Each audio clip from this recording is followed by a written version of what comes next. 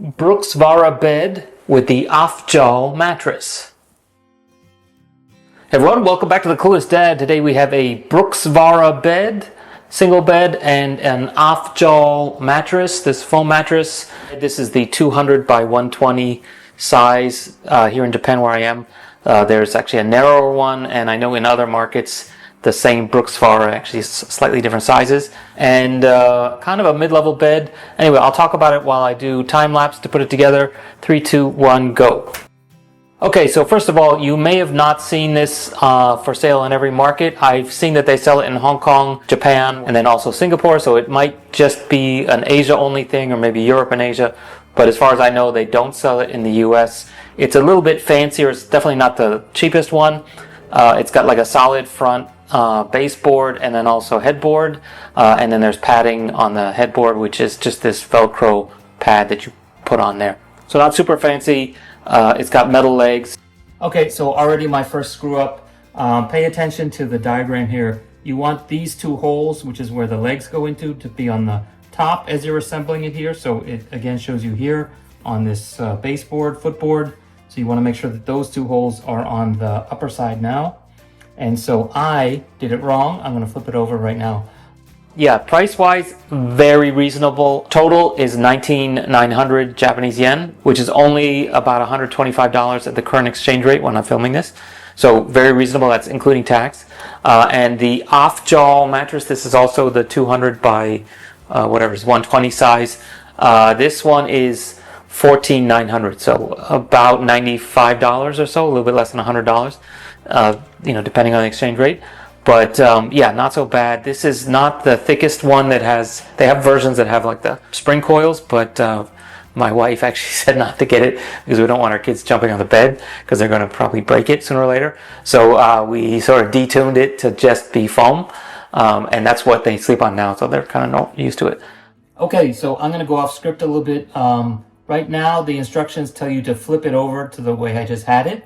With these legs, and then prop up to lift it up on the loose end, and then put the headboard on, and then put the legs on while it's like balanced on some books or something like that. I'm gonna try to be rebellious here and put this guy on first on the top, so basically sticking up in the air, and then flip it over, which I don't think is gonna be any worse, but at least I'll have 4 legs and I won't have to do the propping up with the books part.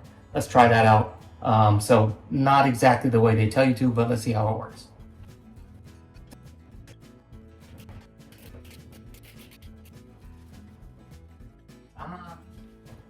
Now I know why they tell you to do it that way. Because once you put these things on, you can't use the flathead screwdriver to position that nut properly. So what I'm going to do actually is put the bolt in first to make sure that's lined up while I have it in there. Then flip it over, then take the bolt out. And hopefully it doesn't move and the holes still line up. Generally, when you stuff them in, they stay pretty much lined up anyway. So yeah, let's just be careful about that. This is going to be for my kids. I actually have 2 of them. This is my new my kids' new room in my new house. I had to carry this thing all the way from the ground floor up to the 3rd floor. So that's why I've actually already taken it out of the packaging, because it's quite heavy. It's like 17 kilos just for the headboard and the footboard, and the side rails and all the slats is like another 64 pounds, whatever, it's 30 something kilos. So yeah, pretty hefty, and I have to do it all again because I have a second one of these. So moving it ends up being probably more work than actually putting it together. So tools wise, you need a flathead screwdriver, a little bit, you don't actually really need it. You need a Phillips head screwdriver to put a couple screws in, and the Allen wrench which comes with it, which goes into these kind of, there's a couple of these hex head bolts, and the size is 4 millimeters. So what I suggest you guys do is get one of these kind of ratchet things with the interchangeable end, and so there's my flathead, and I can just switch it to a nice 4 millimeter, and that gives me the ability to basically put things in faster. So you don't need any power tools, and actually I recommend probably against using power tools, because you might screw something up and tear something out. Probably the best place to use it. Not absolutely necessary though, because even with a regular manual screwdriver, it's like going into butter. This particle board is so weak, but since it's 8 screws on each time, so 16 total, you can save a lot of time by using a power driver. So yeah, so what do you guys think of the assembly so far? Pretty easy, just follow along. And if you have any questions, leave them in the comments, and I'll be back at the end.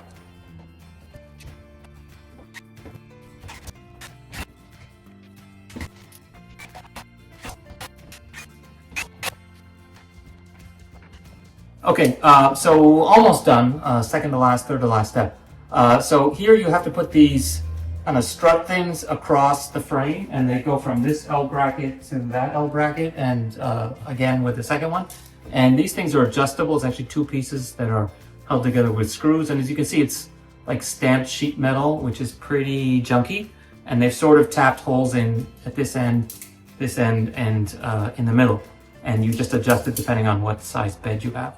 So the problem is they're sort of tapped, but not really tapped. So you have to get it going. You have to push pretty hard to get the screw to dig in, the sheet metal screw. It's not even a sheet metal, so there's a machine screw. So yeah, so it's pretty bad because you actually put it underneath the L bracket too. So they don't want it on top. I guess in case it comes loose, it'll fall out and you'll know. I don't know. Anyway, so the problem is you can't generate that much force while holding it up and pushing down with the side. So what I suggest is put the screw in first on the bench or on the table or somewhere sturdy, drive it in, get it going, then take it out, then try to screw it into the bed. So see, it's relatively loose and the threads are in there now. So hopefully I'll be able to do it. Okay, so let's just finish up.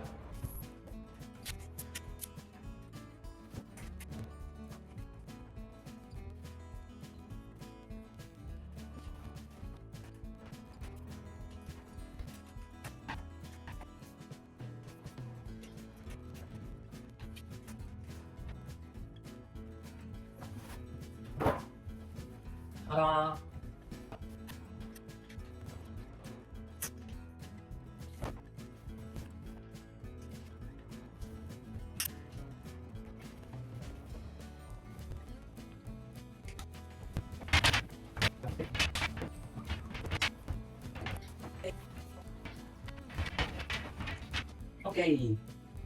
Got the strip, got the corners.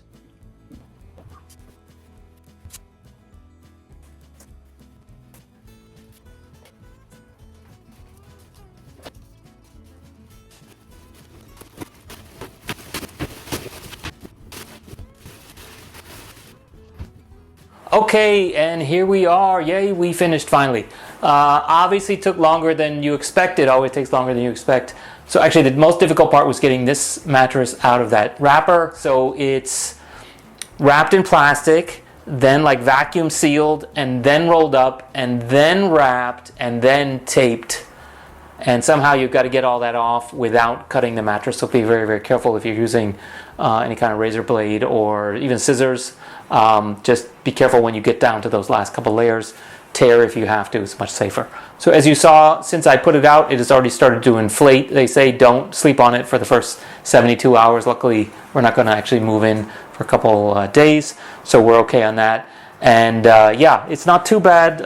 Size-wise, definitely too big for this room. I'm actually going to stick it in that corner, so hopefully it won't be so bad. So one of the weird things, though, is for these Japan sizes, I think they were all the same length. It's either narrow and tall or wide and tall, and in this one, so I think the narrow one is maybe like this size, and you get an extra 30-40 centimeters on this side. The good thing with that is then the parents can sit on a bed, obviously, while the kids reading to the kids, or they can fall asleep with the kids and then get up and the kid won't roll out of bed so easily. The padding on the headboard, I'm not crazy in love with. I guess kids can sit up and not bump their head and things like that. But yeah, not a really big selling point.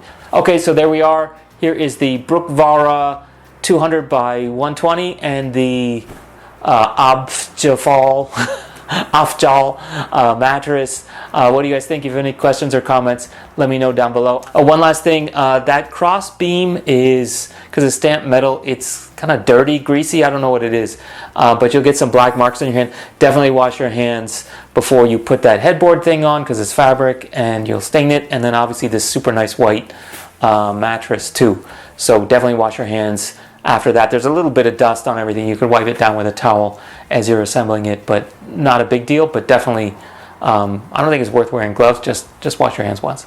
Okay, so that's basically it for this guy. Now that I've done it before and I know what to do, should be much faster. Let me see if I can get that done in less than an hour. Let's see, fingers crossed. I'm gonna film that as a time lapse, so check it out if you're really interested. Okay, that's it for today. See you guys next time. Bye.